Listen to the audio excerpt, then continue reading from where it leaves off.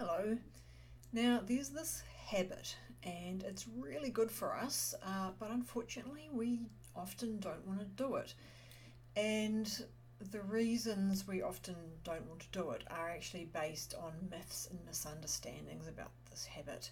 And quite frankly, I'm struggling with this habit myself at the moment, so I just thought I'd share this struggle with you. Some of you may be having a similar struggle. So, in a sec, I'll tell you what the actual habit is, but please don't run away. It's very unpopular.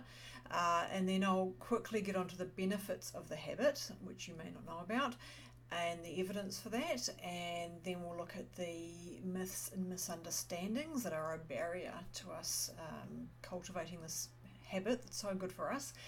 And then we'll look at the how to do the habit, because that's also another barrier. People often aren't sure how to do it. So please don't run away, but the habit I'm talking about, the one that's so good for us and it's so unpopular, or often is forgiveness. Okay, you promised you wouldn't run away. So we'll start off by talking about the benefits of forgiveness, because a lot of people don't actually know about this. So there's a lot of talk that, you should forgive, blah, blah, blah, but it's actually good for us. And I'm talking for our physical and mental health. And for example, now this is one of many, there's there's a lot of research showing this, but this is one by Larsen et al., the immediate and delayed cardiovascular benefits of forgiving. And basically they randomly allocated people into groups. One were in a forgiveness group, one were just in a non-forgiveness group, and one group were a distraction group. And they were all asked to think about a situation where someone they knew had betrayed them. And the people in the non-forgiveness group were asked to focus on the harm the person had done to them.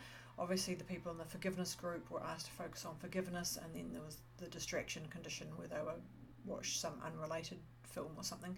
And you can imagine what the results showed, which was basically the people in the unforgiveness group who were focused on the harm that was done to them had significantly elevated blood pressure compared to the people in the other two conditions, and even the people in the forgiveness condition had significantly lower blood pressure than the other two conditions. So this was a very brief trial, and the effects persisted after the trial, and you can see the long-term benefits for cultivating habit of forgiveness and actually having consistently low blood pressure.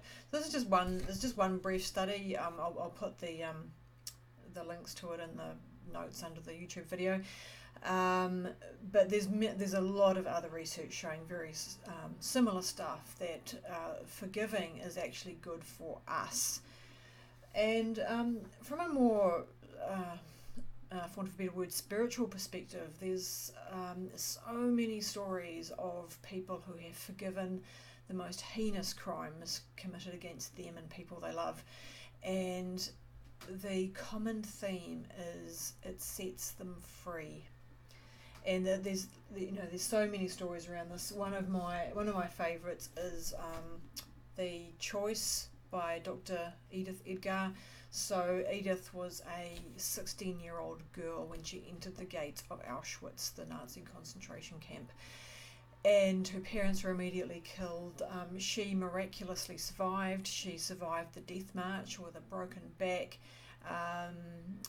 obviously emaciated and starving, and she was ultimately plucked out of a pile of dead bodies by American GIs, and she eventually made it to America and qualified as a clinical psychologist, psychology, but she wasn't fully free until many years later, when she was able to finally forgive Hitler.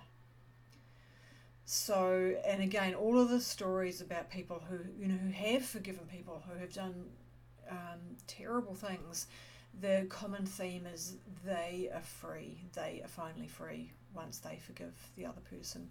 So many stories around that. And so those are some of the benefits, but we'll just touch on some misunderstandings about forgiveness, which are barriers. And so a really common one is We think that if we forgive someone, we condone their behaviour, we're saying what they did is okay. And that's not true. Forgiveness is about forgiving the person and not the behaviour. They're still responsible for the behaviour. Oops, sorry about that. And a related thing is a myth about forgiveness is that if we forgive them, they get off scot-free and they don't have any sense of responsibility for what they've done, and then just go on to commit worse crimes and so on. Well, first of all, forgiveness is a completely separate issue from, for example, necessarily releasing people from jail for serious crimes. It's a different issue. But aside from that, in terms of responsibility and accountability, the research actually shows the exact opposite. And Breines and Chen did a series of studies around self-forgiveness, and again, people randomly allocated to different conditions, including self-forgiveness, feeling good about themselves, a distraction condition. And again, the results consistently show that people who were taught to very quickly to forgive themselves actually procrastinated less, showed greater motivation to make amends for past wrongs, and showed greater motivation to avoid more wrongdoing in the future. So, not at all.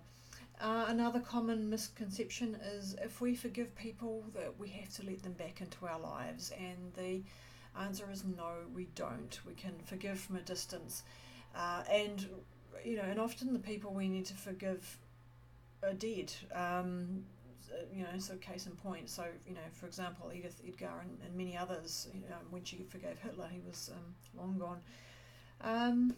Another one is around to do with safety. We may feel that we can't forgive and we need to hold on to our anger and resentment to feel, to be safe and to keep the person away from us. But again, well, I guess that's kind of true if your idea of safety is being locked in solitary confinement. And the last misunderstanding I've got here is that forgiveness is for the weak. This is not the case. When we forgive, we are evicting the people who have harmed us, who have been in the valuable real estate between our ears and living rent-free. Forgiveness is about getting them out of our heads and setting ourselves free. So forgiveness can be hard, and I've been struggling with it a bit, but forgiveness is not for the weak. Forgiveness is an act of power. Okay, and finally, the actual how to forgive. Hopefully I've got you maybe interested in the concept if you weren't already. And so there's a couple of ways we can approach this. So, well, first of all is the actual instructions that Larsen et al. Used to actually get significant improvements in blood pressure. So I'll just quickly read you the actual instructions to give you an idea, and I will also type the instructions in the notes under the YouTube video. So in the forgiveness experiment, participants were instructed to picture themselves forgiving the offender and were offered the following strategies to do so. Spend the next few minutes thinking about this incident and picture yourself forgiving the person involved. This could mean picturing yourself simply letting go of hurt and anger and moving on, trying to see the incident from their perspective, or imagining what outside circumstances could have influenced their actions. Trying to see good in the other person, despite what they did to hurt you, and imagine reconciling with them or anything else you think is important for forgiving.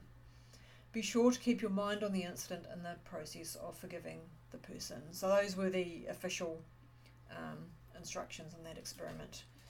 And then there's another approach, which is you don't need to know how to forgive in order to be able to forgive, or to at least begin the process of forgiving. In fact, all you need is, and this is something that I really struggle with, but all you actually need is the willingness to engage in the process of forgiveness. So for this, all you need to do is just set your intention to be willing to learn how to forgive, and that's a start. And finally, if you feel like, as I do sometimes, that you really want to forgive, and you can see the benefits, and you just can't, just at that point, just forgive yourself for feeling unable to forgive, and see what happens from there. So that's all for now. Best wishes with our forgiving, and rock on a new decade. Bye.